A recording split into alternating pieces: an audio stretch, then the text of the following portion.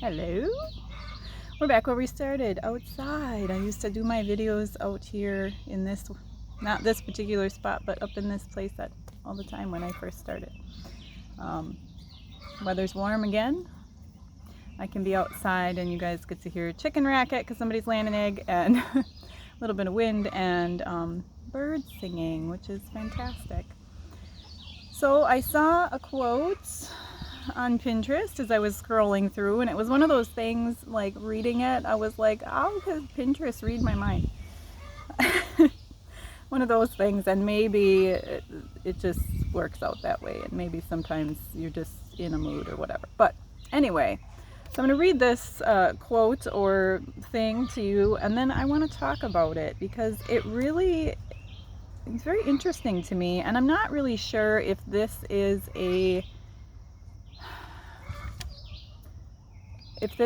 like a processing thing, or if it's a way of relating to people thing out of personality or out of experience and wounding. I'm not really sure, and so I wanted to talk about it. But anyway, it is, I don't trust words. I even question actions, but I never doubt patterns. And the reason this struck me so much is because that's kind of exactly how I deal with relationships with people, and deciding whether or not this is a person that I can trust. This is a person that I want to engage with beyond a superficial acquaintance friend type level. Yeah. And as I was thinking about it, like, it sounds really cold and clinical and like I'm picking people apart, and it isn't really that. It's just it is definitely how my brain works when we are really close to the camera today. I just realized because I'm kind of crunched in here. It's just the way that my brain and heart works when I'm engaging with people. People in my everyday life, people that I know just a little bit, new friends, old friends, family members, everybody, all the people, So I don't trust words. I can't say that that's true all the time. I don't trust words most of the time. Initially, I will trust some words that people say to me, but I hear a lot of words in my life, as we all do. I work in the public, so I have a lot of people that say a lot of different things to me. Some of it nice, some of it not. Majority nice. And of course, I have a lifetime of relationships with people, some close and some not so close, and some, in and out. People say a lot of words to you. They say a lot of things that are meaningful or not. They say things that are intended to hurt you and things that hurt you unintentionally. They say things that are meant to bless you, and sometimes they say things that are meant to manipulate you. And weeding out all of that on just words doesn't really work for me, because I don't necessarily always trust the words that come out of people's mouths. And I'll explain why, when we get into this. I'm not saying like when someone says to me like, oh, Joy, you're so whatever, that I don't believe them. I'm not saying that. But for me, in order to trust the words that are coming out of someone's mouth, these other two statements on this have to happen, because, like I said, I've heard a lot of words in my life. And as I was, cleaning my floors this morning and thinking about what I was going to say here, I was, the words "I promise" kept popping into my head. And I'm realizing that I kind of have an issue with the words I promise, and I was kind of asking God, like, why is that? You know, it's almost like a triggering thing to me when someone says I promise.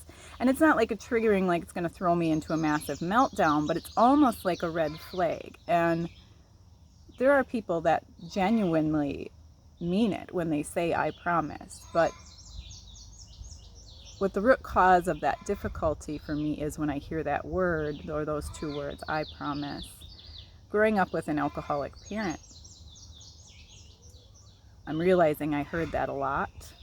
And even though Dad was very loving, kind, and compassionate, the words I promise and whatever little girl wants didn't always come out to fruition, you know?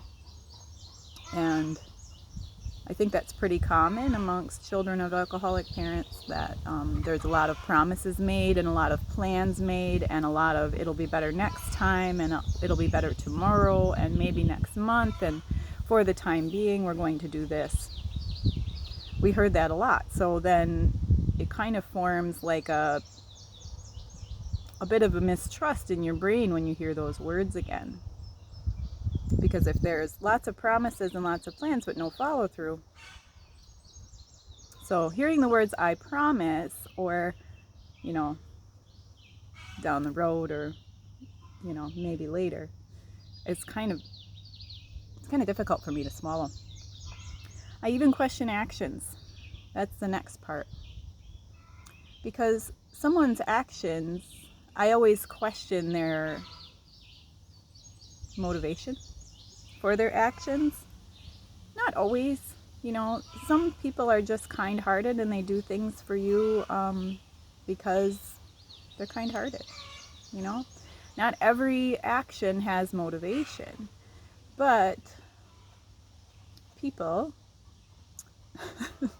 myself included, so remember when I'm talking about this, I'm not coming from a self-righteous standpoint. Like, I am guilty of these things as well, because I am a human being and I have flaws and I'm broken and I need healing and I need repairing, and yeah. So actions are not always what they're intended. You know, you can't always take them at surface value, actions, because they might be done, you know, someone might be doing something for you or portraying something that has manipulative,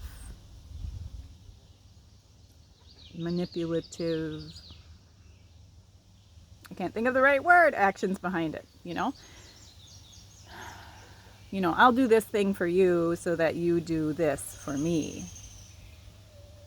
So actions, I don't always trust them either. I'm always questioning someone else's actions and someone else's behavior, because, you know, you just can't always figure it out just by looking at surface value, which is where the last thing comes in, but I never doubt patterns, you know. And I forgot something to say about words and trusting words. Sometimes I feel like you almost get the actual words that people want to say and the actual state of their mind and heart when they're emotionally engaged, whether that be angry, sad, upset, a bit panicked. And I know that's true for me, because sometimes I say things when I'm in a mood that I normally wouldn't say, but it just reminds me of the paraphrase Joy version of a verse somewhere in the Bible that says, "From the abundance of the heart, the mouth speaks." And I have found a lot of times more truth comes out of people when they're in a mood than when they are putting on their bestness, you know. And maybe that's not true, and maybe that's my cynical trying to protect myself joy. But That's kind of what I found. So I don't always trust words, especially when they're sugar coated and painted nicely and coming out so sweetly. I don't always trust them, because if then in your actions you show me something else, it's kind of hard to trust the words, you know? So I never doubt patterns, and I love patterns.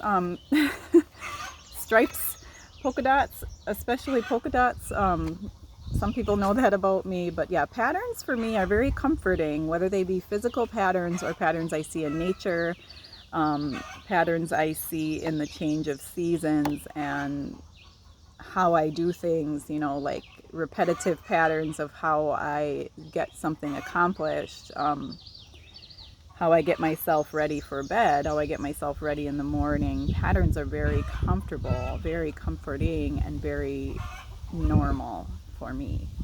And there's a few people in my house that are very patterned when they get ready, and when they get dressed, and even more so than I am, which, you know, you kind of know how long it's going to take for them to be ready by watching their pattern. But the patterns that I'm talking about are not stripes, polka dots, or patterns of behavior in that how you get ready, but patterns of behavior in how you carry yourself, how you react to different things, how you associate with other people, how you treat other people, how you treat me. Those are the patterns I'm talking about. If a person is consistently coming to you for counsel and reassurance and love, which is fantastic, and I love that give and take between, you know, two people, of that like counsel, and because we all have good and bad days. There's some days where we're, you know, really balanced and really feeling good, and then there's other days where we're like, my life is a hot mess and I don't even know what to do today. So I love that give and take. But if you have someone that is consistently, and I'm just talking about patterns that I've seen in my life, you have someone that's consistently coming to you for counsel or mentorship or reassurance, love, compassion, which I love to give. But then when you see that work out in the pattern of their behavior after you give in, you know, not give in, but pour into them, you see the pattern of their behavior completely opposite from what you spoke into them, how they speak, how they respond. You see their pattern of behavior completely contrasting to that. It's like, okay, there's a pattern here. Or other things I've dealt with in the past with toxic people is the words again being very, very flattering, very uplifting, very like, oh Joy, you're just blah, blah, blah, blah, all these things.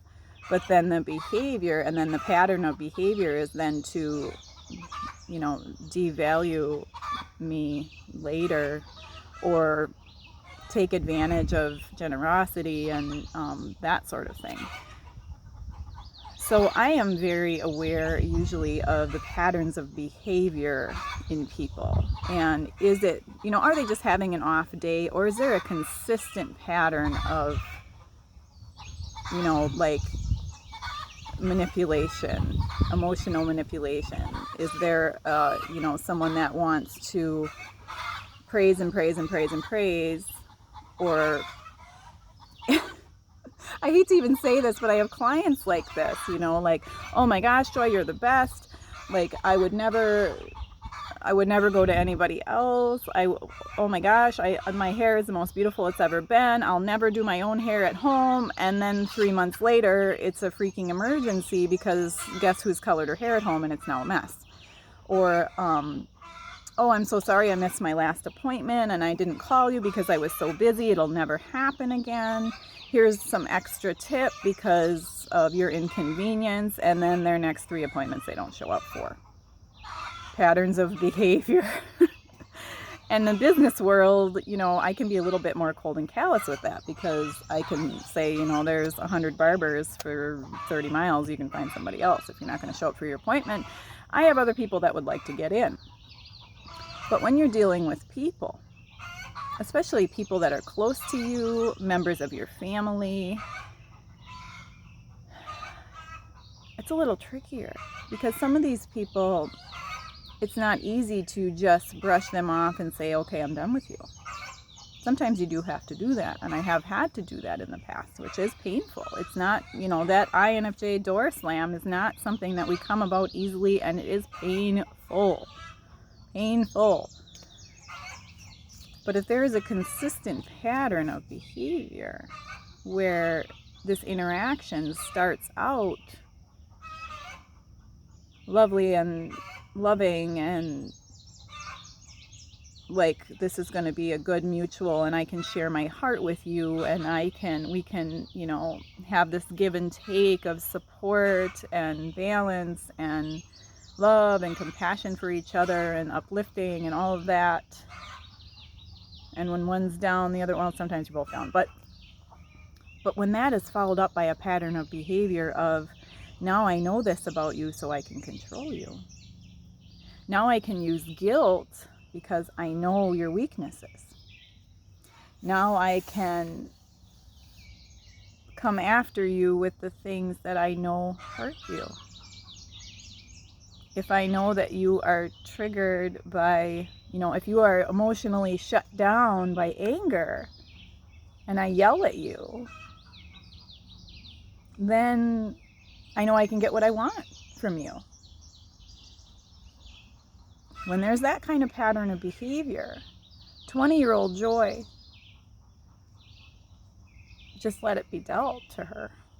I just allowed people to berate me and yell at me and shut me down, and I just allowed it because I thought that's what relationships were about. But now 41-year-old Joy says, I don't have to choose that. And actually I started that pattern of behavior for myself in my 30s. I don't have to choose that. If you are going to try to control me, emotionally manipulate me, and guilt trip me into being and doing whatever you think Joy should be because you are an authority figure over me because of your age and birthright, I don't have to choose that anymore. So, some of those people I had to walk away from. That's difficult. It really is. I'm talking a long time about this, but I don't know if this is helpful for anyone else. I don't know if you guys do this. I don't know if I realized I did this prior to reading that quote. It was like some kind of light bulb went on in my head. I'm like, this is how I deal with people. And it's a little bit sad. I don't know if some of it's out of wounding or if that's just my processing, of emotions and my processing of relationships with people. And I am seeing also some patterns that I have that might look wounding to other people, but I don't always trust your words. I don't always trust your actions, but I do trust patterns. And when I see good patterns in people, and I don't necessarily blacklist all people. It takes a lot for me to do that, to door slam or blacklist or avoid completely. It takes a lot. But when I see consistent patterns of behavior that are not good for my heart, that are not good for what I need, it sounds so selfish, but what makes me healthy instead of pouring out. When I see patterns of behavior that are not good for that, I realize that that's not a safe person to emotionally engage with. It's not a safe person to be completely vulnerable with, Oh, we must have some predator coming in. Miss Hedda is barking. So I'd like to know what you guys think about this. Is this something out of wounding, or is it something that we do that, just kind of like sensitive, emotional, tender-hearted, loving, compassionate people do? And when I read that, it doesn't feel loving and compassionate. It feels analytical and like I pick people apart. Kind of hurts me a little bit that I do that, but yeah. Out of the abundance of the heart, the mouth speaks. And as a man thinketh, so is he. And patterns, to me, tell me more about a person than anything that they say and anything that they do once or twice. It's the patterns that show me who you are. So now we have also a wasp. It's time to get out of here. Thanks, guys. Have a beautiful day. It is so beautiful today. I am so happy. It's my favorite season again. So happy to be in summertime. Live and love out of the way you were created.